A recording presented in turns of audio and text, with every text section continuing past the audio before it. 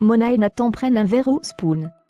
Ils ont passé les épreuves du bac et doivent patienter quelques jours avant d'avoir les résultats. Ils sont fébriles.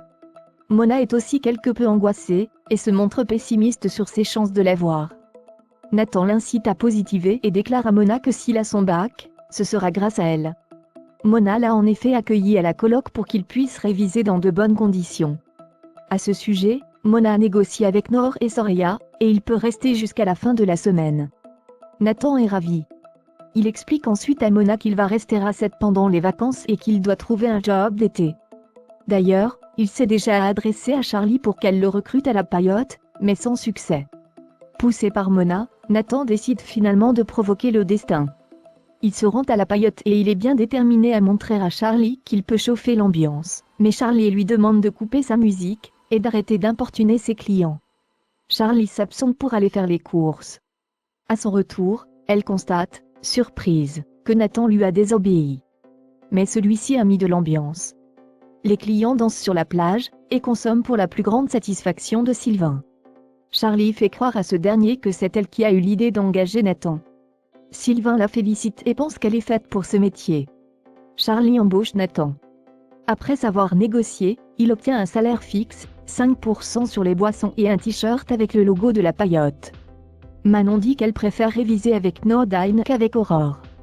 Car elle est persuadée qu'elles vont se disputer. Aurore n'est pas assez patiente.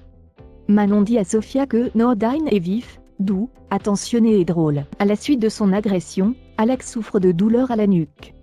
C'est Robin qui l'a trouvé et lui a porté secours, ce qui a d'ailleurs réveillé la douleur de sa capsulite. L'agresseur d'Alex ne se trouvait pas au mât par hasard. Robin apprend à son frère que le fonds de caisse et l'argent pour la rénovation du ponton ont disparu. Alex est atterré et se demande qui peut leur en vouloir à ce point. Roxane a contacté le journaliste qui a écrit l'article incendiaire sur le mât des Bertrand Delcourt. Il a reçu un mail anonyme qui comportait les détails de l'explosion, et comme il voulait juste créer le buzz, il n'a pas procédé à des vérifications. Roxane ne peut pas remonter jusqu'à l'expéditeur de ce fameux mail. Martin charge la jeune femme et Damien de faire une recherche sur les téléphones qui ont borné au mât au moment de l'agression d'Alex. Ils les ont croisés avec le fichier des téléphones qui ont borné le soir de l'inauguration. Un nom ressort, celui de Justin, l'employé de l'ancien propriétaire du mât. De son côté, Karim est très stressé à l'idée de ne pas recouvrir l'usage de sa main. Anna a beau lui dire que ça va aller, en réalité, elle l'ignore. Elle se tourne donc vers Bénédicte pour avoir des réponses à ses questions. Bénédicte la rassure. Elle a déjà eu plusieurs patients en post-microchirurgie, et à chaque fois ça s'est très bien passé. Mais Bénédicte se montre honnête, et lui explique que c'est une période difficile qui peut durer plusieurs mois. Mais si Karim s'accroche, il récupérera l'usage de sa main, peut-être même à 100%. Anna est soulagée. L'arrivée de Robin met fin à leur discussion. Il a rendez-vous avec Bénédicte. Robin est toujours aussi troublé par la compagne d'Étienne au mât. Jordan reçoit un message de Jaya. Noel somme de lâcher son téléphone, car il a du travail, mais Jordan lui tient tête. Le ton monte rapidement parce que Noel est toujours aussi jaloux. Ils se disputent. Excédée, Judith intervient. Elle n'en peut plus de leur dispute de gamin et elle aimerait que Noel arrête avec ses sous-entendus parce que Jordan est là pour travailler.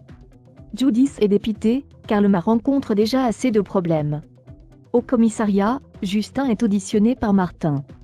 Il affirme aux policiers qu'il était chez lui au moment de l'explosion du mât, mais son téléphone a borné à l'exploitation entre 20h03 et 20h26. Justin se justifie. Il voulait juste jeter un œil à la fête, et assure à Martin, ne pas être resté. Mais Nordine apporte à Martin de l'argent liquide retrouvé dans la salle de bain de Justin pendant la perquisition de son domicile. Mis au pied du mur, Justin avoue à Martin avoir volé cet argent au mât. Il a profité que l'exploitation était déserte. Il estime qu'Alex lui devait cet argent. Il s'était engagé à le garder, mais il voulait passer son contrat à mi-temps, ce qu'il a refusé d'ailleurs. Justin assure à Martin ne pas avoir saboté l'inauguration du mât. Il se souvient ensuite avoir vu un individu qui observait le mât le soir où il a volé l'argent, mais il était trop loin et ne pas l'a bien vu. Martin ne le croit pas. En revanche, ce qu'il sait, c'est que Justin était au mât avec toutes les raisons d'en vouloir à Alex Bertrand. Martin place ensuite Justin officiellement en garde à vue. Au spoon, Bart fait les comptes. Il n'a quasiment pas vendu d'huîtres aujourd'hui à cause de l'article. Audrey en a goûté après le service du midi, et affirme à Bart qu'elles étaient excellentes. Mais les clients ne veulent rien savoir, lui explique Bart.